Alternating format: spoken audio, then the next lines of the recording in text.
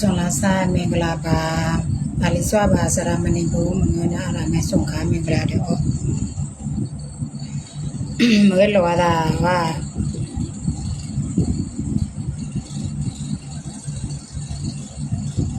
ไปเจอสิการนั่นแหละပြောချင်တယ်နော်ဘုံကြောင်းနဲ့ထွက်လာပြီပေါ့ဒါမဲ့ကိုရင်လေးတွေတော့မထွက်သေးဘူးကိုရင်လေးက6ရက်နေ့မှထွက်မယ်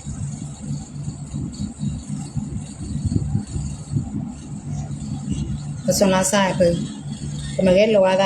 တချို့ပြောချင်တာကရင်တွေမကြိုက်တဲ့လူတချို့တွေပေါ့နော်ဒါငါကရင်ဖြစ်လို့ငါကရင်လူမျိုးတွေငါအစွန်ရောက်တာမဟုတ်ဒါအမှန်တရားကိုလာချပြမယ်အမှန်တရားပြောပြမယ်ဒါတို့ချို့တရားအမြင်ပြောစီချင်တာပေါ့နော်အခုတွေကငလင်ကိစ္စနဲ့ပတ်သက်ပြီးလို့ရှိရင်ငါတို့ကရင်တွေကိုတိုက်ခိုက်မှုတွေတိုက်ခိုက်လာတဲ့လူတွေတချို့ပေါ့တခြားတိုင်းသားတချို့တွေပေါ့နော်တိုင်းသားတွေပဲပြောမယ်နော်ဖြည့်များတာကတို့ချို့တို့ကလူမျိုးရေးအရာပြောမယ်ဆိုလို့ရှိရင်ရမလွန့်လန့်တာလေရလွန့်လန့်လေးတာဒီမလွန့်လန့်လေးဒါဆိုလားဆိုင်နော်တို့ချို့ပြောဗမာစကားအရင်ပြောမယ်တို့ချို့ကဗမာစကားပြောလို့ရှိရင်တခါတည်းပြီးအခုငလင်ဖြစ်တာတဲ့ပတ်သက်ပြီးတော့အဆွန်လာဆိုင်တို့ချို့တို့ကရင်တွေလာတိုက်ခိုက်တဲ့လူတွေပြောစေချင်တယ်နော်အများဆုံးကဗမာတွေပေါ့နော်ရှင်းရှင်းပြောတာအဲ့ဒါရှင်းနဲ့လင်းပြောတာဗမာတွေပေါ့ဗမာတွေကကရင်တွေလာတိုက်ခိုက်ကြတာနော်အခု live မှာတွေ့တာနောက်တို့ချို့ကမင်းညနေကထွက်လာခဲ့တယ်ဒီနေ့ Facebook ဖွင့်ကြည့်တယ်ဒါပေမဲ့အခုဒီတကြံလည်းကြတော့မယ်ငလင်ဖြစ်မဲ့ဆိုတာဘယ်သူမှမသိရဘူးနော်ငါတို့ကရင်တဲ့ကြိုတင်ပြီးသိတာလည်းမဟုတ်ကရင်တွေလည်းကိုကြိုတင်သိတာဘယ်သူမှမသိဘူးဒါကန်ကြီးအကျိုးလို့ဆိုလို့တာနော်ဘာကြောင့်ငါတို့ကရင်ပြည်နယ်မှာမဖြစ်တာလဲနော်ကရင်တွေကစိတ်ထားကောင်းလို့မေတ္တာစိတ်ရှိလို့နော်ဒါတို့ချို့ကဗမာတွေကိုနှိပ်ပြီးပြောတာမဟုတ်ဘူးနေတို့ဗမာတွေကငါတို့ကရင်တွေလာပြောတဲ့အတွက်ကြောင့်မလို့ဗမာအားလုံးဆိုလို့တာမဟုတ်နော်ကရင်တွေကကိုညီစိတ်ရှိတယ်မေတ္တာစိတ်ရှိတယ်ခွင့်လို့စိတ်ရှိတယ်အခုချိန်ထိကကရင်တွေကခွင့်လို့နေတော့နော်တို့ချို့ပြောမယ်ငါကရင်လူမျိုးဖြစ်လို့ငါကရင်ဘက်ကငါရက်တီတာမဟုတ်ဘူးငါမှတရားပဲချပြတာနော်ဒုက္ခရောက်အနာဆုံးအနစ်နာခံရဆိုကရင်တွေပဲနော်အခုငလင်ဖြစ်တယ်ကရင်ပြည်နယ်မှာမဖြစ်ဘူးကရင်တွေနင်တို့ဗမာတွေခြံထားလားမခြံထားဘူးအခုကရင်ပြည်နယ်မှာဆိုလို့ရှိရင်ဘုန်းကြီးဆိုလို့ရှိရင်တရားစခန်းတွေဖွင့်တယ်နော်တချို့ပလာဟိတအဖွဲ့တွေဆိုလို့ရှိရင်အလူခံပေးတယ်နင်တို့ဗမာပြည်မှာသွားကူညီဖို့အဲ့ဒါနေတို့ကကရင်ကိုအစာမကြေတာဘာဖြစ်ကြောက်လဲဘာဖြစ်လို့လဲငါမေးစေချင်တယ်နော်အဲ့ဒါငါမေးစေချင်တယ်ငါသိစေချင်တယ်နော်အခုတို့ချို့ဒီနေ့ဖွင့်ကြည့်တဲ့အခါကျတော့အကတင်တဲ့ကလေးကိုကတင်တဲ့လူတယောက်ကဗမာတယောက်ကလာဝေဖန်တယ်တဲ့နေတို့ကရင်တွေကကိုကြီးစာစိတ်မရှိဘူးတဲ့နေတို့ကလို့ပျော်သေးတယ်တဲ့သူတို့ကနေတာကသူတို့အတွက်သူတို့ကပေးနေတာမဟုတ်ဘူးငါတို့ရဲ့လာမဲ့ကရင်မျိုးဆက်တိတွေအတွက်ကပေးနေတာတကြံအတွက်နော်ငလင်ဖြစ်မဲ့သူသိမဲ့ဆိုလို့ရှိရင် तू မကဘူး तू ပြောပဲငလင်ဖြစ်မဲ့သိမဲ့ဆိုလို့ဘယ်သူကကြုတ်တင်ကမလဲဒါတကြံလူတိုင်းကကြတာပဲတို့နေတော့ကမြင်ထပြီးကကြတာပဲတို့ဗမာတွေဆိုလို့ရှိရင်လေတချို့ဗမာတွေဆိုလို့ရှိရင်လေကကြတာပဲငလင်ဖြစ်တာဘာကြောင့်နေတို့ကိုပြောလိုက်လို့ရှိရင်လေငါတို့တွေကနေတာကြာတို့ချို့တို့လည်းလူတာပဲတို့ချို့တို့ဖွဲ့တယ်လူတာပဲငါတို့ကရင်ပြည်နယ်မှာဆိုမြောက်များစွာကဲစေရေးငွေအစနေတို့မကြက်တဲ့မစောချစ်သူအစငွေဘယ်လောက်လဲ3000နဲ့5000ကျလူလိုက်သေးတယ်ကဲဘယ်သူလူနိုင်တယ်မချစ်သူလိုမျိုးနေတို့စောချစ်သူမကြိုက်ဘူးဆိုစောချစ်သူမကြိုက်ဘူးလူတာစောချစ်သူပဲအခုငလင်ပြည့်တဲ့ကိစ္စစောချစ်သူကမြောက်များစွာလူခဲ့တယ်ဟမ်ကရင်ပြည်နယ်မင်းတို့မကြိုက်ဘူးကရင်ပြည်နယ်ကဘုန်းကြီးတွေပဲမင်းတို့သွားလူပေးတယ်နော်မင်းတို့ပြောမယ်ဆိုလို့ရှိရင်တချို့ကရင်အဆိုတော်တွေဆိုလို့ရှိရင်မင်းတို့တွေထင်တာတို့အဆိုတော်တချို့အဆိုတော်တွေကြတော့တို့အတွက်တို့လုပ်နေတာအဆိုတော်ရှိတယ်တချို့အဆိုတော်တွေကလည်းကိုညီစိတ်ဓာတ်တွေရှိတယ်ဒါမဲ့အဆိုတော်အကုန်လုံးတို့ချို့ဆိုလို့တာမဟုတ် နော်အခုအစိုးရတွေလက်စုံနေတဲ့တချင်းတွေတချို့တလေငလင်အတွက်တို့လှုပ်ဆောင်နေတယ်တချို့လည်းတို့အိတ်ထက်တဲ့လူလည်းရှိတယ်အစိုးရတန်းနဲ့ဟိုကောင်းတာမဟုတ်တို့တဲ့ဗမာအကလုံးလည်းကောင်းတာမဟုတ်တို့ဗမာအကလုံးကောင်းမှဆိုလို့ရှိရင်ဒီလိုမျိုးဆက်တက်မလို့ဒုက္ခမရဘူးနော်အခုဆန္ဒပြတယ်နော်မင်းအလိုက်အာနာသိနေတို့တက်လာတယ်ငါတို့ကရင်တွေကူညီတယ်နောက်ကရင်တွေတို့ပြန်စော်ကားတယ်နော်အခုငလင်ဖြစ်တယ်ငါတို့ကရင်ပြည်နယ်မှာတော့ကူညီတယ်ကေစီရေအစားဘုန်းကြီးတွေအစားဆိုတရားစခန်း6ရက်9ရက်အခုဖွင့်နေတယ်ခလောက်နှုတ်ရွာဆိုလို့ရှိရင်ဘုန်းကြီးဆိုလို့ရှိရင်ဘာအတွက်တရားစခန်းဖွင့်လဲငလင်ကြောင့်ဒုက္ခရောက်နေတဲ့လူတွေတရားစခန်းဖွင့်နေတာငါတို့ကရင်တွေကတရားစခန်းမဖွင့်နဲ့စားလို့စားနိုင်တောက်နိုင်တယ်မင်းတို့ပြောစေချင်တယ်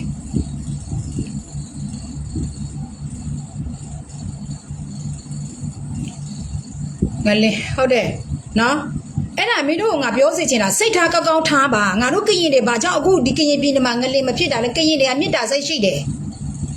ကိုချင်းစာစိတ်ရှိတယ်တနာစိတ်ရှိတယ်မင်းတို့ကိုညီနေစေအခုချိန်ထိကိုညီနေစေအခုမင်းတို့ငလင်ဒုက္ခရောက်နေတာကရင်တွေခြံထားလာနေတို့ငါတို့ကရင်တွေချမ်းသာတာမချမ်းသာဘူးဒါမဲ့စားနိုင်ရသလားမင်းတို့ဗမာတွေသွားကိုညီပေးနေတာအခုချိန်ထိမင်းတို့ကရင်ပေါ်စေတနာမရှိသေးဘူးမေတ္တာစိတ်မရှိသေးဘူးခွင့်လွှတ်စိတ်မရှိသေးဘူးကိုချင်းစာစိတ်မရှိသေးဘူးငါဖုန်းเจ้าမနေလို့ငါဘာမှပြောချင်အခုငါခမ်းမှပြန်လာပြီနော်အခုချက်တိကရင်တွေထိုင်းနိုင်ငံမှာနေတဲ့ပရာဟိတတို့ချိုသွားနေတဲ့ဖုန်းเจ้าမှာပရာဟိတမှာဆိုလို့ရှိရင်လဲသူတို့ပရာဟိတအဖွဲ့ဘလောက်လူနေတယ်ငလင်အတွက်ငလင်ဒုက္ခရောက်နေတဲ့ဘေးခံနေတဲ့လူတွေအတွက်တို့ချိုတော့လူလိုက်သေးတယ်အခုငါအဖွဲ့မှာလဲတို့ချိုတို့အဖွဲ့မှာလဲလူလိုက်သေးတယ်3သိန်းနော်ငါတို့အဖွဲ့မှာလဲငွေမလာဘူးဒါမဲ့ကိုတိုင်ငံသားချင်းချင်းတို့ချိုတော့သွားစစ်ချင်းနဲ့မော်ချစ်မှာငါကိုတိုင်သွားစစ်ချင်းနဲ့ဘာဖြစ်လဲဆိုလို့ရှိရင်ငွေကြေးသွားပေးလို့မနိုင်တိုင်းသားတယောက်အနေနဲ့မြန်မာနိုင်ငံသူနိုင်ငံသားတယောက်အနေနဲ့ငါသွားစစ်ချင်းနဲ့ငါစိတ်ဓာတ်တယောက်နဲ့နော်ဒါပေမဲ့ငါအဖွဲ့အစည်းတွေမှာကိုတင်ပြတာတော့တချို့ကနိုင်ငံတကာမှာလာကူညီပေးလို့ပြောတယ်ဒါမဲ့တို့ချိုကပြောစစ်ချင်းဒါနိုင်ငံတကာနဲ့နိုင်ငံတကာတိတန့်ဒါကိုနိုင်ငံသားတူတူပဲဆိုလို့ရှိရင်ငါတရက်သွားမယ်ဘယ်နှစ်ရက်ငါသွားစစ်ချင်းနဲ့ဘာဖြစ်လဲဘာဖြစ်လို့တို့ချိုသွားစစ်ချင်းလဲငါတို့ရဲ့ဗမာနိုင်ငံသူနိုင်ငံသားမို့လို့တိုင်းရင်းသားမို့လို့သွားစစ်ချင်းနဲ့ငွေကြေးမြောက်များစွာသွားထောက်ပံ့ပေးသည်မနိုင်သည်အောင်သွားလဲစစ်ချင်းနဲ့အပေးစကားတွေသွားပြောစစ်ချင်းနဲ့ငါတို့ရဲ့ကရင်ရတဲ့စိတ်ထားရှင်းလားအဲ့ဒါမင်းတို့ငါပြောစစ်ချင်းနဲ့ကရင်တွေရဲ့မေတ္တာစိတ်ခွင့်လွှတ်စိတ်တနာစိတ်ကျင်နာစိတ်ကိုညီစိတ်အခုရှိနေလို့ကရင်တွေအခုချိန်ထိမင်းတို့တွေဗမာအာနာစင်မဟာလူမျိုးကြီးဝါဒတွေကကရင်တွေကိုပျောက်ကွယ်အောင်လှုပ်စေချင်တာဘာကြောင့်ကရင်လူမျိုးတွေမပျောက်ကွယ်တာလဲကရင်လူမျိုးတွေကကိုညီစိတ်တနာစိတ်ကျင်နာစိတ်နော်မေတ္တာစိတ်ရှိခဲ့လို့အခုချိန်ထိကရင်တွေကအမျိုးမပြုတ်တာအဲ့ဒါမင်းတို့ရဲ့ဗမာအာနာစင်မဟာလူမျိုးကြီးဝါဒတခင်မျိုးရဲ့ဒုဗမာတွေသိဖို့တို့ချို့ပြောစေချင်တယ်ငါဗမာအားလုံးကိုဆိုလိုပြီးပြောခဲ့တာမဟုတ်ပါဘူးအာနာစင်စိတ်ဓာတ်ရှိတဲ့ဗမာလူမျိုးတွေကိုတို့ချို့ပြောနေတာနော်အခုလည်းကညင်တွေကုညီပလာဟိတအဖွဲ့တိုင်းမှာတို့ချို့ကြည့်တာနော်ပလာဟိတအဖွဲ့တိုင်းမှာထိုင်းနိုင်ငံမှာအာတာဟိတပလာဟိတဒီစီပလာဟိတအဖွဲ့ဒီဖြစ်စေအော်ငလင်လုံးနေတာဗမာလူမျိုးတွေပါတာငါတို့ကိုကုညီမနိုင်ဆိုတာတယောက်မှမပြောဘူးရှင်းတယ်နော်အဲ့ဒါမင်းတို့ဗမာလူမျိုးတချို့အစွန်းရောက်နေတဲ့ဗမာလူမျိုးတွေငါပြောစေချင်တယ်နော်သူများကတဲ့လူကပါစေပေါ့ကလေးတွေမျိုးဆက်တဲ့အတွက်ဗာနေတို့ငလင်ဖြစ်တဲ့အတွက်ကြောင့်ငါတို့မျိုးဆက်တဲ့ကညင်တွေပါအမျိုးတုံးအောင်မင်းတို့လှုပ်စေချင်လို့လားဟမ်ဗမာအာနာစင်မဟာလူမျိုးကြီးဝါဒတွေကတခင်မျိုးရဲ့တို့ဗမာငါတို့ကရင်တွေအမျိုးတုံးအောင်လှုပ်တာမင်းတို့ကအစာမကြေနာသေးဘူးငါတို့အခုချိန်လာတဲ့2005နော်2005မျိုးဆက်တဲ့ကလေးတွေပါမင်းတို့တွေအမျိုးတုံးအောင်လှုပ်စေချင်လားမင်းတို့တွေရုပ်မှစိတ်တွေကအဲ့ဒါမင်းတို့စိတ်ဓာတ်တွေပြင်ဖို့တင်တယ်ရှင်းလားဘာကြောင့်ငါတို့ကရင်ပြည်နယ်မှာငလင်မဖြစ်တာလဲအဲ့ဒါစိတ်ထားဖို့လိုတယ်စိတ်ထားပြုပြင်ကြပါလို့ပြောစေချင်တယ်နော်မင်းတို့ထင်တာငါတို့ကရင်တွေနော်အကောင်လုံးမင်းတို့မုန်းနေတာမဟုတ်ဘူးမင်းတို့ကိုညီစိတ်ရ90ရန်ကန်တော့ရှိနေတယ်ရှင်းလားထိုင်းနိုင်ငံမှာနေတဲ့အဖွဲ့အစည်းအားလုံးမှာလည်းတချို့အဖွဲ့တော်တို့ချို့မသိဘူးနော်တို့ချို့တွေ့ရသလောက် line ပေါ်မှာကြတော့နော်တွေ့ရသလောက် line ပေါ်မှာကြတော့အလူတွေခံနေကြတယ်ဗမာပြည်မှာကိုညီဖို့ငလင်ဖြစ်တဲ့ဒုက္ခတွေကြောင့်ရောက်နေတဲ့တိုင်းရင်းသားတွေကိုညီဖို့နေတို့တွေကိုညီစိတ်ရှိလားငါတို့ကရင်တွေမင်းတို့ကိုညီခဲ့ဘူးလား ငါမေးစစ်ချင်းတယ်ငါအစွန်ရတာမဟုတ်နော်ငါတို့ကရင်နေမင်းတို့တကြပေးခဲ့ဘူးလားဟာကူညီခဲ့ဘူးလားစံတပူးမင်းတို့ကြွေးခဲ့ဘူးလားငါတို့ကရင်တွေကိုအားနေလို့စိတ်အပြည့်တင်ဖို့ပဲမော်ချစ်သူစောချစ်သူမကြိုက်တဲ့တချို့တိုင်းရင်းသားတွေတချို့ကရင်လူမျိုးတွေဖြစ်စေတချို့ကရင်လူမျိုးတွေစောချစ်သူမကြိုက်တဲ့လူတွေအများရှိတယ်တချို့ဗမာတွေနဲ့မော်ချစ်သူမကြိုက်တဲ့လူအများရှိတယ်တော်လန်ရေးကာလမှာဟုတ်တယ်လွင်မိုးအဲ့ဒါမင်းတို့ကူညီခဲ့ဘူးလားငါတို့ကရင်တွေကိုအခုမင်းတို့ဒုက္ခရောက်နေဆဲငါတို့ကရင်တွေကူညီဆဲပဲရှင်းလားငါတို့ KNU ငါတို့ရဲ့မိခင် KNU တွေအစဲခံရတာဘာကြောင့်လဲမင်းတို့ရဲ့ကူညီစိတ်ကြောင့်ကူညီတော့ငါတို့ကရင်တွေအခုအစဲတွေခံနေရတယ်ကရင်တွေချင်းစကားများနေကြတယ်မင်းတို့ရဲ့ကူညီစိတ်ငါတို့တွေကူညီစိတ်ကြောင့်အခုပြန်ဖြစ်တယ်အခုတော်လန်ရေးကာလမှာနော်မပြီးသေးဘူးတော်လန်ရေးမှာအခုဖြစ်လာပြန်ပြီးငလင်ငါတို့ကရင်တွေမင်းတို့ခြံထားလားမခြံထားဘူးဘယ်ရွာမှာအခုကရင်တစ်မျိုးကရင်တစ်ပြည်နယ်လုံးမှာနော်တောင်ပိုင်းတိုင်းကရင်ပြည်နယ်တစ်ပြည်နယ်လုံးမှာနော်တမဟာ6တော့ပါလားမပါလားမသိတမဟာ6မှာတော့တို့တွေက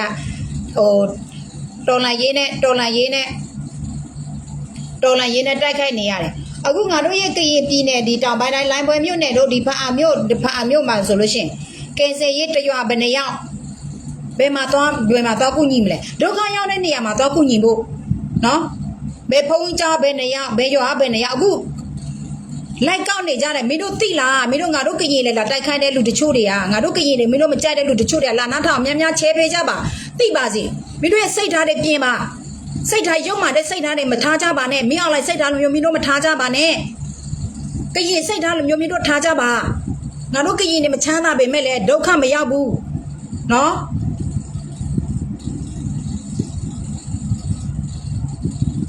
ညိပြီးကြည့်လို့မရပြောရမယ်တို့ချို့တော့ပြောရမှာပဲမပြောလို့ရှိရင်မပြောမသိမထိမနာမပြောလို့ရှိရင်ငါတို့ကရင်တွေဒီလိုမျိုးပဲလာပုတ်ခါမယ်ကရင်တွေစင်ပြုတ်ပွဲလုပ်တယ်ပြောကရင်တွေကထိန်ပွဲလုပ်တယ်ပြောအခုကရင်တွေတကြံကလည်းပြောငါတို့ကရင်တွေဘာပဲလုပ်မင်းတို့အမြဲတမ်းလာတိုက်ခိုက်နေတယ်ဘာလဲဒါမင်းတို့စိတ်ထားနေမင်းတို့ပြင်လေမင်းတို့စိတ်ထားမကောင်းလို့မင်းတို့ဒုက္ခမျိုးကြုံနေရတယ်လေစိတ်ထားလေးပြင်ပေါ့စိတ်ထားလေးပြင်ကြပါစိတ်ထားဘလို့ပြင်ရမလဲတို့ကြို့ပဲကရင်လိုမျိုးစိတ်ထားပြင်ကြပါနော်ကရင်လိုမျိုးမင်းတို့စိတ်ထားပြင်မယ်ဆိုလို့စင်ကရင်လူမျိုးလိုမျိုးမင်းတို့တွေဒုက္ခရောက်တဲ့လူတိုင်းမင်းတို့ကူညီလို့နိုင်မယ်ကဲတင်လို့နိုင်မယ်ရှင်းလားအဲ့ဒါမင်းတို့စိတ်ထားတယ်မင်းတို့ပြင်ကရင်လိုမျိုးအတူရောက်ယူပါကရင်လိုတော့အထင်မသေးနဲ့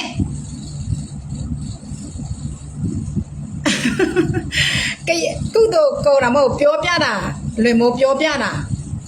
ငါလူမျိုးလာထိငါမခံနိုင်ဘူးငါလူမျိုးဆွဲမဟုတ်ငါအဲ့လူမျိုးတွေမကြိုက်ဘူးကရင်လူမျိုးစိတ်ထားပါမေတ္တာစိတ်ထားပါကျင်နာစိတ်ကူညီစိတ်တနာစိတ်ခွင့်လို့စိတ်နော်အာနာစင်စိတ်တွေမထားကြပါနဲ့မနာလိုစိတ်တွေမထားကြပါနဲ့မနာလိုစိတ်လူမျိုးတို့ထားလို့မင်းတို့ဘယ်မှာပဲရောက်မင်းတို့ဒုက္ခရောက်တယ်လေအဲ့ဒါငါပြောလို့ရှိရင်ငါကရင်လူမျိုးငါအဆုံးရောက်တာမဟုတ်ငါအမှန်တရားငါရတည်ပြီးပြောနေတာ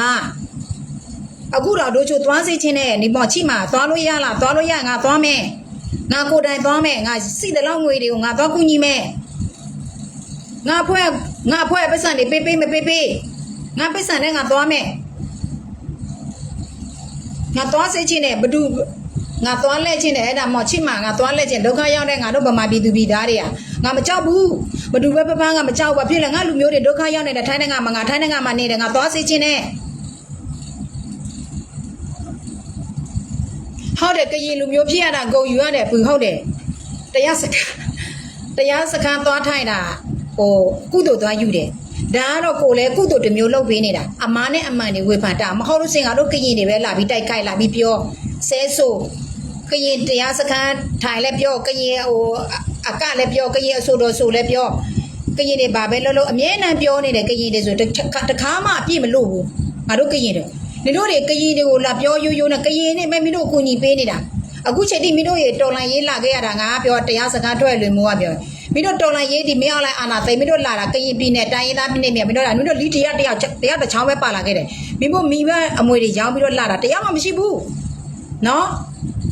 မင်းတို့မိဘအမွေတွေရောင်းပြီးတရားမှမရှိမင်းတို့တရားလီတစ်ချောင်းပဲလာတယ်အခုတက်ကိုတူခုပဲအခုဆိုမင်းတို့ဖနတွေအင်ဂျီတွေလက်နဲ့တွေစားနဲ့ရိတ်ခါတွေပြည့်စုံရှိလာတာဘယ်သူကူညီခဲ့လဲ အဲ့ဒါမင်းတို့ကိုချင်းစာတရားထားလေဟမ်မင်းတို့တွေကကိုချင်းစာတရားမရှိခဲ့လို့ဘယ်မှာပဲရောက်ရောက်မင်းတို့တွေဒုက္ခရောက်နေတာမင်းတို့ရဲ့ကိုချင်းစာတရားမရှိလို့မင်းတို့ဒုက္ခရောက်နေတာလူဆိုတာမေတ္တာစိတ်လူဆိုတာလေအပေါ်ရကြည့်လို့မကောင်းကိုစိတ်ထဲမှာအရေးကြီးတယ်ကိုဘယ်မှာပဲသွားတို့ချိုလို့ဆိုလို့ရှိရင်ဘယ်မှာပဲသွားဘုန်းကြီးเจ้าမှာသွားနေလဲမေတ္တာစိတ်ကိုညီစိတ်တနာစိတ်ဘယ်သူပဲတွေ့ကိုကကိုညီစိတ်တနာစိတ်ဘယ်မှာပဲသွားတို့ချိုတို့ကအဲ့လိုမျိုးကိုညီစိတ်အမြဲတမ်းရှိတယ်ဒါမဲ့ဒီမြေလောက်တာကိုတည်သွားလို့ရှိရင်ဒါကိုကုသိုလ်နဲ့ကိုကံပဲဘာဖြစ်လဲတို့ချိုစကားပြောတာအရန်ဒေါသထွက်နေလို့လားနတိချုနာငါတရားငါစကားပြောနေတာအရန်ဒေါသထွက်နေလို့ငါချပြပေးတာပဲအခုမင်းတို့စောချစ်သူမကြိုက်စောချစ်သူလူတွေမင်းတို့လူနိုင်လားဟမ်ထောက်ပပေးနိုင်လားအခုဒီထိုင်းတို့တရုတ်တို့ဒီဗမာအာနာရှင်တွေကစောချစ်သူတိုက်ခိုက်လို့စောချစ်သူကဘယ်လိုတိုက်ခိုက်လဲလက်နဲ့မတိုက်ခိုက်ဘူးကြီးစံနဲ့မတိုက်ခိုက်ဘူးတိုက်ပွဲနဲ့မတိုက်ခိုက်ဘူးပညာနဲ့သူတိုက်ခိုက်တယ်ဘယ်လိုပညာနဲ့တိုက်ခိုက်တယ်ဆိုလို့ရှိရင်ဒီမင်းတို့ပြောတဲ့မာဖီးယားဂိုင်းတို့ဒီအလောင်းကစားဂိုင်းတို့ဟာ那都老ချနေတာလဲကုန်သွားတာပဲဘယ်လို့လဲဟမ်ကြီးစံလည်းမကုန်ဘူးလက်နဲ့လည်းမကုန်ဘူးဒါနိုင်ငံနဲ့စောချစ်သူအုံနောက်နဲ့သူလုတ်ပြီးသွားတာဟမ်ဒီကိစ္စနဲ့ပတ်သက်လို့ရှင်စောချစ်သူတယောက်တည်းလားအတို့ကကြီးလူမျိုးတွေလားဘယ်သူလုတ်တာခဲ့လဲအတို့ခေါင်းဆောင်တွေပြောတာပဲဦးသိန်းစိန်လက်တည်းလုတ်တာတဲ့ကိစ္စမင်းတို့ကိုချင်းစာတရားရှိလို့ရှင်ငါတို့ကရင်တွေမင်းတို့လာဆဲဆိုစရာလားပုတ်ခစရာမကောင်းတာမင်းတို့လည်းပြောစရာအကြောင်းမရှိဘူးဒီမာဖီးယားဂိုင်းတွေကဘယ်သူကစလုပ်ခဲ့တယ်ဦးတန်းစိန်ဦးသိန်းစိန်ပြီးတော့ NLD ဦးသိန်းစိန်လက်ထဲမှာလည်းစောချစ်သူခြံဆောက်ခွေဖြစ်နေရတယ် NLD လက်ထဲမှာလည်းစောချစ်သူခြံဆောက်ခွေဖြစ်နေရတယ်အခုလည်းစောချစ်သူထခံရမှာဆိုစောချစ်သူဘယ်ခံနိုင်တော့မလဲစောချစ်သူအမှန်တရားပြောပြီးပေါ့ဟမ်ဒီပြဿနာတွေအားလုံးကမင်းတို့ငါ့ပဲတို့ထိမ့်သိမ်းခိုင်းရမလားငါပဲတောင်းဝန်ယူရမလားကျန်တဲ့နိုင်ငံတွေကတောင်းဝန်မယူဘူးလားအဲ့ဒါနဲ့ပဲဇက်လန်ပြီးသွားတာငပိန်းတို့ရဲ့ရှင်းလားစောချစ်သူကပညာမရှိဘူးဖုံးเจ้าမှာပဲနေရတယ်နော်မင်းတို့လိုမျိုးဘွဲ့10ဘွဲ့5ဘွဲ့ရတဲ့လူမဟုတ်ဘူးရှင်းလားဒါကြောင့်ငါစောချစ်သူကငါတော်လာရေးကာလဒီဖြစ်စေငါစောချစ်သူမှစောချစ်သူပဲစောချစ်သူပစ္စံချစ်သူပစ္စံစီလို့ငါထောက်ခံတာမဟုတ်ဘူးစောချစ်သူအုံနောက်ရှိလို့ငါထောက်ခံနေတာရှင်းလားသူ့လူမျိုးအတွက်မဟုတ်တခြားလူမျိုးအတွက်ပါသူကူညီပေးနေတာမင်းတို့ရဲ့ PDF လေးတွေတို့ချို့ပြောစီချင်တယ်နော်တရားစကားသွားနေတာကြာလို့အရက်ကြာလို့စကားလေးနည်းနည်းများများလေးပြောလိုက်မယ်မင်းတို့တွေစောချစ်သူမကြိုက်ဘူး BGM မင်းတို့မကြိုက်ဘူးမှန်တယ်တို့ချို့တို့လည်းအရင်တော့မကြိုက်ဘူးရှင်းတယ်နော်လာနာထောင်တိုင်းသားလေးလာနာထောင်နေတို့ချက်တဲ့ချက်လာထုံ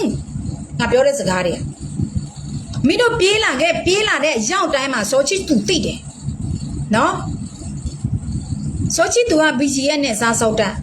စောချစ်သူကမပေးဝင်လို့ရှိရင်မင်းတို့ကရင်ပြည်နယ်မှာမင်းတို့ဝင်လို့ရမလားတင်တန်းတဲလို့ရမလားအခုချိန်ထိမင်းတို့အသက်ဆင်မလားဟာအခုချိန်ထိမင်းတို့နေပြည်တော်တို့ဘယ်နေရာတို့စကိုင်းတို့ဘာတို့မင်းတို့ပြန်လို့ရမလားဒါမင်းတို့စောချစ်သူမင်းတို့အရန်ကျေးဇူးတင်ရမယ်မင်းတို့သိလားအတို့ကရင်တမျိုးသားလုံးမင်းတို့ကျေးဇူးမတင်သိတာစောချစ်သူတော့မင်းတို့ကျေးဇူးတင်ဖို့သိနေ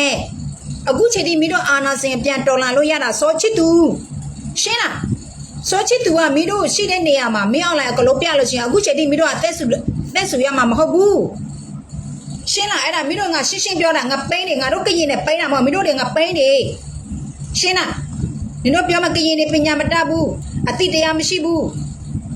ဟမ်အတိတရားနဲ့ပညာနဲ့မဆိုင်နော်အတိတရားပဲပညာပဲတချို့လူကဘွဲရလဲဘာမှအတိတရားမရှိဘူးရှင်းတယ်နော်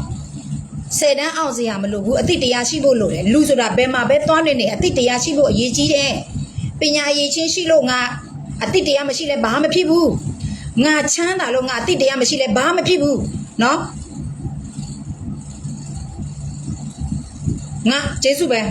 ငါချမ်းသာလို့ငါအတိတရားမရှိလဲဘာမှမဖြစ်ဘူးငါမြို့ထဲမှာလာလို့ငါဘွဲ့ရတယ်ငါအတိတရားမရှိတာလဲဘာမှမဖြစ်ဘူးလူဆိုတာအတိတရားနဲ့ဆိုင်တယ်ရှင်းတယ်နော်မင်းတို့ငါရှင်းပြောအဲ့ဒါတို့ချိုကမင်းတို့လာပြောမယ်ငါတို့ကနော်ငါတို့ကမတ်တီထားတာကငါတို့ရဲ့အဖွဲ့မတ်တီထားတာ 3-4 လအချိန်မှာငါတို့တွေငွေတွေစုထားမယ်အဖွဲ့ဝင်ငွေတွေငါတို့ဘယ်မှာမကူညီလို့ဘူးငါတို့ကမြေပြင်မှာပြန်မယ်အဖိုးချုပ်နေမွေးနေ့ကြလို့စင်တမဟာခုနှစ်ခုကိုငါတို့ကူညီမယ်လို့စဉ်းစားထားတယ်နော်ငါတို့တွေစီဝေးထိုင်ထားခဲ့တာငါတို့ဖွဲ့စီမှာပြောထားခဲ့တာတဲ့တို့ချို့ပြောထားခဲ့တယ်နေ2လ3လကငွေတွေထားမယ်ငွေတွေဘယ်မှာမထောက်ပံ့တော့ဘူးဘာဖြစ်လဲဆိုလို့ရှိရင်ငါတို့ရဲ့တမဟာခုနှစ်ခုမှာနော်တော်လိုင်းရေးနေ့ကာလဆိုလို့ရှိရင်တို့ချို့ကခြေပြလက်ပြတမတော်သားတွေသွားကူညီခဲ့တယ်နော်အဲ့ဒါတော်လိုင်းရေးနေ့တော့ခြေပြလက်ပြတမတော်သားတမဟာခုတစ်ခုပဲတို့ချို့လို့လုပ်လို့ရတယ်နော်အခုဒီဖိုးကျော်နေမွေးနေ့မှာဆိုလို့ရှိရင်တို့ဘယ်လိုစီစဉ်ထားခဲ့တယ်ဆိုလို့ရှိရင်တော်လိုင်းရေးသမားတွေကြတော့တချို့တွေသူတို့ယောက်ျားတွေတည်သွားတော့သူတို့မိသားစုတွေကြံရစ်ခဲ့တယ်အဲ့ဒီကြံရစ်တဲ့အချိန်မှာအဖိုးကျော်နေမွေးနေ့မှာတို့ချို့ကအဲ့ဒီမိသားစုတွေတို့ချို့တော့ပြန်ကူညီဖို့စီစဉ်ထားခဲ့တယ်နော်တမဟာခုနှစ်ခုတို့ကူညီထားခဲ့တယ်အခုကတမဟာခုနှစ်ခုကငွေရမလာတော့တို့ချို့ကတမဟာခုနှစ်ခုကိုအားလုံးကိုထောက်ပံ့ပေးမနိုင်တမဟာ6ခုကတမဟာတစ်ခုဘလောက်ပဲတို့ချို့တို့ကတမပြီးပြန်ပေးမယ်ကြံတာကတို့ချို့တို့ကဒီတည်သွားတဲ့သူတို့ယောက်ျားတွေတည်သွားတာသူတို့မိသားစုကြံရည်တာတို့ချို့တို့ပြန်ထောက်ပံ့မယ်ဘာဖြစ်လို့တို့ချို့တို့အဲ့လိုမျိုးလုပ်ခဲ့လဲဆိုလို့ရှိရင်ဂျားနဲ့မှာပြဿနာတဲ့အရေးကြီးကိစ္စတွေရှိခဲ့လို့တို့ချို့တို့ပြန်ပြီးထုတ်သုံးခဲ့ရတဲ့ငွေတွေရှိခဲ့လို့နော်ဘာဖြစ်လဲဆိုလို့ရှိရင်အရင်တစ်ခါတော့စစ်ပြေးဆောင်ဖြစ်လာခဲ့တယ်ထိုင်းနိုင်ငံမှာလာနေတဲ့ထိုင်းတွေကတော့နဲ့ခန့်ထားတယ်တောက်ဖို့ရေမရှိဘူးရေချိုးဖို့ရေမရှိဘူးတောက်ဖို့ရေကသူများတော့ကူညီတယ်ချိုးဖို့ရေမရှိဘူးအဲ့ဒါတို့ချို့တို့အဖွဲ့က8500ကူညီပေးလိုက်တယ်ရေခန့်ဖို့ရေချိုးဖို့ဘုံလေးခန့်ဖို့တရပတွေဝယ်ဖို့တို့ချို့တို့ကကူညီပေးလိုက်တယ်နောက်တော့အခုကငလင်ဖြစ်လာတဲ့ခါကျတော့တို့ချို့တို့အဖွဲ့မှာလည်းတော်လိုင်းရေးလုပ်ခဲ့တယ်ပြည်သူအတွက်နဲ့ပြည်သူတွေရဲ့အတွက်လုပ်ပေးနေတယ်ဆိုတော့ဒါဆိုငလင်အတွက်လုပ်ကူညီပေးကြပါအောင်ကူညီလိုက်သေးတယ်ဘယ်သူမှတို့ချို့တို့စီမှာလာမတောင်းဘူးဒါမဲ့တို့ချို့တို့ကကူညီစိတ်ရှိခဲ့လို့ပြည်သူအတွက်လုပ်ပေးနေတော့တို့ချို့အဖွဲ့တို့ချို့ပြောတယ်ကဲငလင်အတွက်အခုကရင်ပြည်နယ်မှာငလင်အတွက်သွားကူညီမဲ့ကရင်ပြည်နယ်ကဲစရေးအဖွဲ့မှာ3သိန်းစီဖြစ်စေ5သိန်းစီဖြစ်စေပို့လိုက်မှတို့ချို့ဖုံးချောင်းကနေနော်တို့ချို့ဖုံးချောင်းမှာမထွက်သေးတို့ချို့အတန်သွင်းလိုက်တဲ့အဖွဲ့တွေကလေနော်ဒီငလင်အတွက်ကြောင့်တော့ငါတို့အဖွဲ့မှာနော်3သိန်းစီဖြစ်စေ5သိန်းစီဖြစ်စေအများဆုံးပေါ့အများဆုံး5သိန်းအနည်းဆုံး3သိန်းပို့ပေးလိုက်ပါအဲ့ဒီငွေတွေကနည်းသွားတော့တို့ချို့တို့ကတမဟာခုနှစ်ခုကိုဘလောက်တို့ချို့တို့အဲ့လောက်ပဲပေးပြီးတော့ကြံ့တော့တို့ချို့တို့တမဟာခုတို့ချို့တို့ကဦးစားနည်းနည်းပေးမယ်တမဟာခုကနော်ဘာဖြစ်လဲဆိုလို့ရှိရင်နိုင်ငံရေးလုပ်နေတာမဟုတ်တို့ချို့တို့ကကူညီနေတာနော်လွယ်မို့တို့ချို့တို့ကနိုင်ငံရေးလည်းနားမလည်ဘူးနော်ဒီတော်လိုင်းရေးမှာပဲတို့ချို့တို့ကဝိုင်းဝန်းကူညီတို့ချို့တို့ကကြီးစံလည်းမဝယ်ဘူးလက်နဲ့လည်းမဝယ်ဘူးဘာမဝယ်စားနဲ့ရိုက်ခါတွေပဲကိုတော်လိုင်းရေးသမားတွေဒုက္ခရောက်နေတာဘလို့ကူညီရမလဲဒါတွေပဲတို့ချို့တို့ကကူညီစိတ်ပဲနော်စားတဲ့ရိုက်ခါတွေပဲကူညီပေးခဲ့တယ်နော်ကြီးစံတွေမဝယ်ဘူးလက်နဲ့လည်းတို့ချို့တို့မဝယ်ဘူးနော်အဲ့ဒါတို့ချို့တို့ကတတ်မှခွန်တို့ချို့တို့ဦးစားပေးမယ်ဒီလက်ကုတ်လို့ရှိရင်လည်းကူညီပေးကြပါနော်တို့ချို့တို့အဖွဲ့ကိုဝိုင်းဝန်းကူညီပေးကြပါတို့ချို့လူခံခဲ့တဲ့အဖိုးချုပ်နေမွေးနေ့မှာဝက်သား1ကီလို150ဆိုလို့နော်ဝက်သားတွေတွားကျွေးမယ်လို့စီစဉ်ထားခဲ့တယ်အဲ့ဒီမိသားစုတွေပေါ့ဟင်ကောင်လေးစားရအောင်ဆိုပြီးတော့ရခဲ့တယ်ဒါမဲ့နည်းတာနဲ့ဂျားသမားတို့ချို့တို့ကပြန်ပြီးထုတ်သုံးရတဲ့ငွေကအရေးကြီးတဲ့ကိစ္စရှိခဲ့လို့ကိုတမ်းမတတ်တဲ့အတိုင်းဘယ်သူပဲဒုက္ခရောက်ဒီငွေပဲအဲ့လိုမျိုးလုပ်လို့မရဘာဖြစ်လဲကိုတိုင်းရင်းသားတွေဒုက္ခရောက်တော့ကိုကကူညီပေးရတယ်အဲ့ဒါဟိုတစ်ခါတော့ဆိုလို့ရှိရင်ကိုလူမျိုးတွေကိုဒုက္ခရောက်လို့တို့ကထုတ်သုံးရတဲ့ငွေဒါစီရင်ထဲမှာမချပြရသေးဘူးအခုကငလင်ကြောက်တို့ကထုတ်သုံးရတဲ့ငွေနော်ငွေကဝင်နေပြီးတော့ထွက်များနေတယ်ဒါကြောင့်မို့တို့ချို့အခုဖိုးချွန်နေကမွေးနေ့ဟာ73ရက်နေ့နော်73ရက်နေ့တို့ချို့တို့မြေပြင်မှာပြန်မယ်ပြန်လို့မဖြစ်ဘူးတို့ချို့တို့ထိုင်းနိုင်ငံမှာပဲမွေးနေ့လုပ်မယ်အားတဲ့လူလာကြပါတို့ချို့တို့အယူထီယာမှာသွားလို့ရမယ်ထိုင်းနိုင်ငံမှာနေတဲ့ဖွဲ့စည်းအားလို့တို့ချို့တို့ဖိတ်ခေါ်တယ်နော်ဝက်သား1ကီလို150ပါလာကူညီပေးကြမှာနဲ့ကူညီကြတဲ့ငွေတို့ချို့တို့အဲ့ဒီမိသားစုတွေကိုတည်သွားတဲ့ရဲဘော်တွေမိသားစုတွေချို့တို့သွားပြီးကူညီပေးမယ်နော်တော့အခုဒီနေ့က2ရက်ရှိသွားပြီနော်နီးလာပြီးတို့ချို့တို့ငွေပို့ရတော့မယ်ငွေကအရန်ကိုနည်းနေတယ်ဒါကြောင့်မို့တချို့တိုင်းရင်းသားတွေကိုနော်ကရင်လိုမျိုးအတူယူပါပညာရေးရှင်မြောက်များစွာမရှိပေမဲ့လည်းမိတို့လိုမျိုးတိုက်ကြီးကကြီးနဲ့မနေရပေမဲ့ဘွဲတွေမရခဲ့ပေမဲ့လည်းငါတို့ကရင်တွေကနော်စိတ်ထားတဲ့ဖြူရှင်တဲ့ကရင်တွေကနော်ကုညီစိတ်တွေရှိခဲ့တယ်အတူယူခိုင်းတာဘွဲရခဲ့လို့အတူယူကရင်စီမှာအတူယူပါတို့ကျွန်မပြောဘူးမိတို့မြို့ဓမ္မနေပြီးတိုက်ကြီးကကြီးနဲ့နေကြတာကရင်တွေကိုအတူယူပါတို့ကျွန်မပြောဘူး ငါတို့ကရင်တွေကတိုက်ကြီးကိုင်းနဲ့မနေရဘူးတချို့တွေချမ်းသာတဲ့လူတွေတချို့တွေနေရတယ်တို့ချို့ဆိုအိမ်အောင်မရှိဘူးနော်တို့ချို့ကမင်းတို့ကိုကရင်တွေကိုအတူယူပါပြောတာစိတ်ထားလေးကိုအတူယူပေးကြပါလို့ပြောစီချင်တာနော်ဘွေရခဲ့လို့အတူယူပါလို့ပြောစီချင်ဘူးတိုက်တွေကားတွေဝယ်ရလို့ချမ်းသာခဲ့လို့အတူယူပါလို့မပြောစီချင်ဘူးငါတို့ကရင်တွေကိုစိတ်ထားဖြူစင်တဲ့စိတ်ထားတွေကိုအတူယူပါပညာအရေးချင်းဘလောက်ပဲမြင့်မြင့်စိတ်ထားအောက်တန်းကြလို့ချင်းအလကားပဲဒါပဲနော်ဒါပဲတို့ချိုကအဲ့ဒါတို့ချိုတို့ရဲ့အဖိုးကျော်နီမွေးနေ့မှာအင်ကြီးတွေထုတ်ခဲ့တယ်အင်ကြီးကတို့ချိုထင်တာအဲ့အယောက်350လောက်ယူရမယ်နော်တစ်ထည့်ကို300ပိုးခါဆိုလို့ရှိရင်တို့ချိုတို့350ယူရဖိုးကျော်နီအင်ကြီးထုတ်ထားတယ်မပြီးသေးဘူးပြီးလို့ရှိရင်တို့ချိုတို့ကဝိုးပြမယ်နော်အခုအထက်30လား50လားမသိတို့ချိုတို့ဖွဲ့ရမယ်မှာပြီးတော့ယူရတယ်တချို့မှာချင်တယ်ရတယ်ဝီပုံလေးတွေနော်တို့ချိုပြမယ်ပုံအင်ကြီးပုံလေးတွေအဖိုးကျော်နီအင်ကြီးပုံလေးတွေတို့ချိုတို့ဖွဲ့ရနေထုတ်ထားတယ်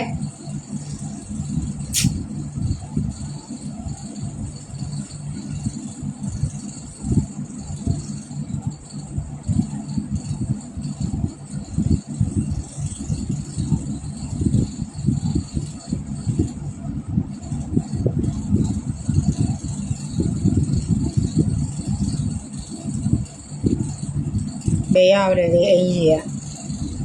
နောက်တော့ချိုပို့တယ်မှာတင်ပေးမယ်နော်အင်ကြီးပုံလေးကဒီတော့ချိုဆိုတဲ့အကောက်ပုံလေးတွေ့တော့ဘယ်ဘလူးဘယ်ခွက်တယ်မှာတော့ပို့တာလည်းမသိ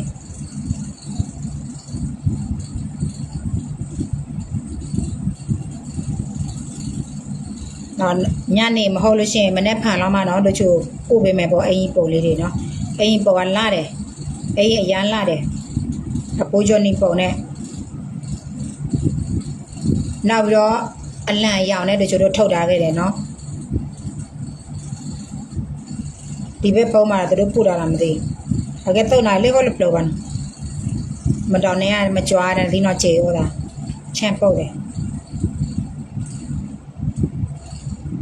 ခလီအော်လေးတရားစကားမှသွားနေတော့တရားစကားမှပဲနေရမှာပေါ့အခုကကိုကဒီမှာပြန်လာတော့တော်လန်ရေးစိတ်ဓာတ်တွေတို့ချိုတို့ကတော်လန်ရေးမှာဝါသနာပါတော့တို့ချိုတို့တော်လန်ရေးမှာတို့ချိုပြောတဲ့ဟိုတခါတော့တမဟာကွန်ပူလူတူထိုင်ဘက်ဂျန်စစ်ဆောင်ပြည်သူများလိုအပ်တဲ့ရေစီနဲ့ဟိုကတ်ဟိုတလပ KNG ဘက်ကစစ်တောင်းနဲ့900ကူညီလိုက်နောက်မှတို့ချိုတင်ပေးမယ်နော်အင်ကြီးနဲ့တော့မာချင်လို့ရှိရင်မာလို့ရတယ်ဒါဖူးကျွန်းနေချက်ရနဒီဘာသာလပါဒီအောင်မလို့နေရနဲ့လက်ချချူးကြလပါချူရနဒီဘာလေကူစားချူရဒီကလုတ်ကမာကျော်နော်ဒီဘာချူးကြလမယောချူရပဲအဒီကဲဖလို့တော့ဘာကုနော်ဒီကတချူရဒီဖလို့ဒီကိုလပို့အဒီသာလံပင်ရတော့လပါနဲ့အနော်ဘာချဲလဲတာဖူးကျွန်းနေချက်ရထရရောင်ကြစင်မွေးလာရချက်ထားကြတာမလားတည်းလည်းပိစာရထရထုံလေးကလည်းဘဲမှာပါတန်ပေါင်ရေချရနော်အဒီဒူနာဝဲတန်ပေါင်ဝဲမကြောင့်လေတဖူးကျွန်းနေချက်လဲနော်အော်ခါလောစစ်စစ်ဟိုကနေတုတ်လိုက်နော်ပဲဝဲကတုတ်နော်နဲ့တုတ်နော်လိုက်ရလူတော်ချိုလည်းပဲဝဲတုတ်နော်ပဲလူတော်ချို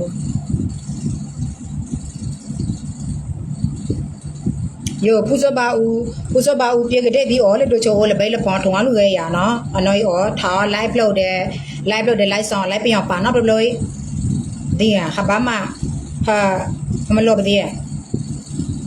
လေကြိုင်ဖူစပါဦးတယ်လေပါရဟာဖလို့ဘာကုနော်လေကြိုင်ဖူစပါဦးရောဝါသာရနော်โอเคနော်အဆွန်လာဆိုင်ကိုရတယ်နော်အလောက်ကျမ်းမချမ်းသာပြီးတော့ငလင်ဘေးကနေလူမြောက်ခဲ့ပါသေးနောက်က3ပါးဘေးကနေလူမြောက်ပါစေတို့ချိုနောက်နိကိုချုပ်ပြောစေချင်တာကလူဆိုတာဗုဒ္ဓဘာသာသားသမီးမှန်မယ်ဆိုလို့ရှိရင်ကိုဖရားတရားသံကမမေ့ကြပါနဲ့ပဲမှာပဲရောက်နော်ကိုအခါမှနေမယ်ဆိုလို့ရှိရင်ကိုပါပဲဆက်စားဖရားကိုကပ်ပါနော်ဖရားကိုတင်ပါဖရားတရားသံကမမေ့ကြပါနဲ့နော်မေတ္တာစိတ်ကိုညီစိတ်လေးတွေထားကြပါအောင်အဲ့ကြီးလာပြီလားတပူကျော်နေချမ်းနေဒီထောင်းနာလို့ဒီရောနော်ကဲတော့နောက်ရောက်လို့ဒီရောအိုးရင်တော့ဒါလည်းနော်ဟောလေးငါကဲတော့နောက်လိုက်လို့တို့ချိုပါဆက်လက်မမဲ့ရဟာအော်လေကြိုက်ထုံတော့ဖရတရားကြိုက်ဘူးသူခါတိဒီခတိမောင်လို့ရနော်ဘာကျွန်တော်မမဲရနော်ဒါပေါ့တနာစိတ်ကိုညီစိတ်မေတ္တာစိတ်နော်ကျင်နာစိတ်လေးတွေများများမွေးကြပါမနာလိုစိတ်တိုက်ခိုက်မဲ့စိတ်ရုပ်မာတဲ့စိတ် အာနာစင်စိတ်ဓာတ်တွေမမွေးကြပါနဲ့မင်းအွန်လိုင်းစိတ်ဓာတ်လိုမျိုးမွေးကြပါနဲ့ဗမာအာနာစင်မဟာလူမျိုးကြီးဝါဒသခင်မျိုးရေးတို့ဗမာဆိုတဲ့မင်းတို့ရဲ့စိတ်ဓာတ်တွေကိုမမွေးကြပါနဲ့အခုငါတို့တွေတော်လိုင်းရေးလုပ်နေတာအဲ့ဒီစနစ်နော်အုတ်ချုပ်တဲ့စနစ်ကိုမကြိုက်လို့တို့ချို့တို့ကဒီတော်လိုင်းရေးကိုလုပ်နေကြတာဒါမင်းတို့ရဲ့အာနာစင်စိတ်ဓာတ်မဟာလူမျိုးဗမာမဟာလူမျိုးကြီးဝါဒစိတ်ဓာတ်သခင်မျိုးရေးတို့ဗမာဆိုတဲ့စိတ်ဓာတ်ကိုမွေးကြပါနဲ့ငါတို့ကဒီစိတ်ဓာတ်တွေကိုဒီစနစ်တွေကိုတော်လိုင်းတဲ့အချိန်မှာအဲ့လိုမျိုးစိတ်ဓာတ်တွေတော့မင်းတို့မမွေးကြပါနဲ့နော်ကရင်လိုမျိုးစိတ်ဓာတ်တွေမွေးကြပါထားကြပါဘာကြောင့်တော့ကရင်တွေလူတန်းနိုင်ခဲ့တယ်လဲဘာကြောင့်ကရင်တွေစားနိုင်တောက်နိုင်လူတာရဲရဲဆက်ဆက်နော်ဟိုနေ့မှတို့တို့ဒါဒီကိုရင်လေးတွေမိသားစုအတွက်တွေပဲလူတန်းကတာဖရဲသီးဆို4-50လုံးကြံ့တယ်တတာချီချိုးဆိုအများကြံ့တယ်ကုတီယိုဆိုအများကြံ့တယ်ဘာဖြစ်လို့အဲ့လိုမျိုးတွေကရင်တွေလူတန်းတာဟိုမလောက်ဒီမလောက်မင်းတို့လိုမျိုးသွားလိုက်လို့ရှိရင်တရားစကားပလာတာလေးတစ်ခုနဲ့ဟိုလက်ဖက်ရည်လေးတစ်ထုပ်မဟုတ်ဘူးငါတို့ကရင်တွေဆိုလို့ရှိရင်လူတန်းလိုက်တခါတည်းစားမကုန်တော့မကုန်နော်စားမကုန်တော့မကုန်လို့အခုချိန်ထိကရင်တွေကစားမကုန်တော့မကုန်မချမ်းသာဘူးဒါပေမဲ့ကရင်တွေကစားမကုန်တော့မကုန်ဘာပဲလူနော်ကရင်တွေကအမြဲတမ်းပို့တယ်လို့တာမရှိပို့တာပဲရှိတယ်ဒါကရင်တွေရဲ့စေတနာစိတ်ဓာတ်ဒါကြောင့်တို့ချို့အမျိုးသားကတို့ချို့ရဲ့ကရင်လက်ချီပွဲတစ်ခါသွားခဲ့တယ်ဖိထားလာတဲ့အချိန်မှာသူကပြောတဲ့ဘယ်မှာထမင်းစားရမလဲတဲ့တို့ချို့အမျိုးသားတို့ချို့ပြောတယ်ဟဲ့တို့ချို့ကပြန်ပြောဟဲ့ငါတို့ကရင်လူလို့ရှိရင်မင်းတို့ဗမာနဲ့မတူဘူးလို့မင်းတို့ဗမာလေးမျိုးစကိတိုင်းနဲ့မဟုတ်လေပလာတာလေးတစ်ခုနဲ့အီချာကွေးလေးတစ်ခုနဲ့ဟိုရေလေးတစ်ခွက်နဲ့ရေနဲ့တပူးနဲ့မဟုတ်ဘူးငါတို့ကရင်တွေဆိုဟိုမှာသွားစားဝအောင်စားငါယောက်ျားငါအဲ့လိုမျိုးပဲပြောတယ်ရေလောရဝါပဲလို့လို့ခလီလာကောက်ကကျူလူโอเคအဲ့ဆိုဘောကဟဲ့နဲ့ချိန်မလီအော်မေဟဲ့ဟာဖလို့မှာဘိုးကျဂျပန်နတိပယောင်သူမွေရေလောရဝါလို့နော်ရေလောရဝါဂျပန်နတိပယောင်သူမွေနတိပယောင်တဲ့နာအီချာကွေးလပဲဦးလေပလာတာဦးလပဲဦးလက်စကီဖနောက်ကလဟလတဲ့ဂျပန်ဒီယတနာပါတော့ရေလောဟာဖလို့ရှောင်းလူနလီလူအော်ရေလောခေါလုံးလီအော်နီအော်လောအီလီအော်ရေလောဟိုကပြောတာဟာဖလို့ရှောင်းမှာဘောအလောတာဟလောချမရေလောရဝါကောနော်တို့ချို့အမျိုးသားတို့ချို့ပြောတာတခြားလူတွေတို့ချို့ပြောတာမဟုတ်ငါအမျိုးသားငါပြောတယ်ငါတို့ကရင်လူတွေနေတို့ဗမာနဲ့မတူဘူးစကိမဟုတ်ဘူးငါတို့ကစားမကုန်တောက်မကုန်လူနိုင်တားနိုင်ပို့တယ်အမြဲတမ်းပဲဟိုနေ့ကသွားလူတွေဘုံเจ้าမှာကုတီယိုဆိုလို့စင်းပြန်ထုတ်သွားကြတယ်တထုတ်ပို့တယ်လားမပြောတယ်ဖရဲသီးဆိုအခုချိန်ထိပြန်လူလို့မကုန်သေးဘူးရှင်းလားအဲ့ဒါငါတို့ကရင်တွေစေတနာမင်းတို့ကရင်လိုမျိုးစေတနာထားပါစကိလေးနဲ့မလုံနေနဲ့နော်အလူတရားပွဲလောက်လာဆိုလို့ရှိရင်ဟိုပလာတာလေးတစ်ခုလေးနဲ့ဗာလေးထမင်းတစ်ပကံလေးနဲ့မလုံနဲ့ငါကရင်လိုမျိုးစိတ်လာထားပါကရင်လိုမျိုးလူပါမင်းတို့ကရင်လိုမျိုးချမ်းသာစေခြင်းချမ်းသာတာမဟုတ်ဘူးနော်အဲ့ဒါအလူဒဏ္ဍရဲ့ချမ်းသာမှုပြောနေတာโอเคနော်အခုဒီမှာကဲတော့ချမ်းလေးရ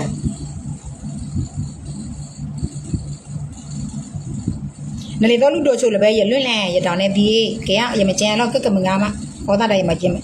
ဩတာတိုင်းရမထဲလိုက်ရမတော့လေခေါ်ကောင်းတာโอเคနော်အဆုံးလားဆိုင်ကိုရတယ်နော်ဖရားတရားမမေ့နဲ့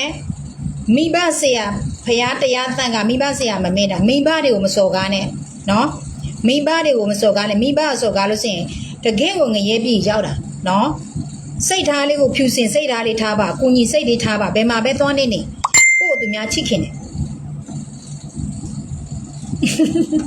မဆဲနဲ့မေတ္တာလေးပေးပါအလိုလိုနဲ့မင်းအောင်လိုက်လိုနဲ့ကြဆုံသွားမှာပါနော်အဓိကစီလုံးညညွတ်မှုပဲတိုင်းရင်းသားတွေစီလုံးညညွတ်အခုတိုင်းရင်းသားတွေစီလုံးမှာတို့အရန်ကြောက်တယ်ငါတို့ကရင်တွေစီလုံးမှာအရန်ကြောက်နေတယ်နီးမျိုးစုခွဲနေတယ်မင်းတို့ငါတို့ကရင်တွေဘလောက်ပဲဆဲငါကရင်တွေကစပိုင်းပဲမင်းတို့ပြောလိုက်မယ်ကရင်တွေဆဲတဲ့လူတွေနော်ကရင်ကနေကရင်ကိုဆဲတဲ့လူတွေတခြားမင်းတို့ဗမာတချို့ဗမာတွေကငါတို့ကရင်လာဆဲတယ်တချို့ပြောနေတာနော်အကုတ်ဗမာငါလုံးထဲပြတာမဟုတ်နော်စကားပြောတာဖေချာနာတော့ငါလုံးပြီးထက်ပြောတာမဟုတ်နော်ဗမာတချို့ပြောနေတာရှင်းတယ်နော်သူများလူတာတန်းလို့နေတို့တွေကသူများအလူတန်းပုတ်တွေသွားယူတယ်သူများလူတန်းတဲ့စိတ်ဓာတ်ရှိခဲ့လို့တို့တွေအစင်ပြေနေတာမင်းတို့လူတန်းစိတ်ဓာတ်မရှိခဲ့လို့မင်းတို့ဒုက္ခရောက်နေတာအဲ့ဒါစိတ်ဓာတ်တွေမွေးပါနော်သူများလူတော့မကျေနပ်တော့ဟိုတခါတော့ကနေမပြောတော့ကရင်ပြည်နယ်မှာလောက်ခိုလုံလို့ကရင်တွေစင်ပြုတ်ပွဲလို့တော့စုညံနေတယ်ဆိုတော့ပြောတာအဲ့ဒါကရင်တွေကသူအစင်ပြေလို့သူတို့လုံနေတာလေကိုချင်းစာတရားမရှိကိုချင်းစာတရားရှိခဲ့လို့သူတို့တွေလုံနိုင်ကိုင်းနိုင်လူနိုင်တန်းနိုင်ခဲ့တယ်လေ အဲ့ဒါကရင်တွေရဲ့စေတနာရှင်းလားငါနင်တို့ဗမာတွေငါမုန်းလို့ငါပြောတာမဟုတ်ငါမုန်းတာကဗမာအာနာစင်မဟာလူမျိုးကြီးဝါဒသခင်မျိုးဟဲ့တို့ဗမာစစ်စနစ်ကိုအုပ်ချုပ်တဲ့စနစ်ကမကြတော့ငါတော်လှန်နေတာအဲ့ဒါမင်းတို့အဲ့လိုမျိုးစိတ်ဓာတ်နဲ့မမွေးကြနဲ့ရှင်းတယ်နော်မင်းတို့ဗမာတွေငါအကုန်လုံးမုန်းလို့ငါပြောတာမဟုတ်ဘူးကောင်းတဲ့ဗမာတွေရှိလို့မကောင်းတဲ့ဗမာငါတို့ကရင်မှာလည်းရုပ်မှာလည်းကရင်တွေရှိတာပဲကိုကြိုးတဲလောက်တဲ့ကရင်တွေရှိတာပဲတိုင်းသားတိုင်းမှာရှိတယ်โอเคနော်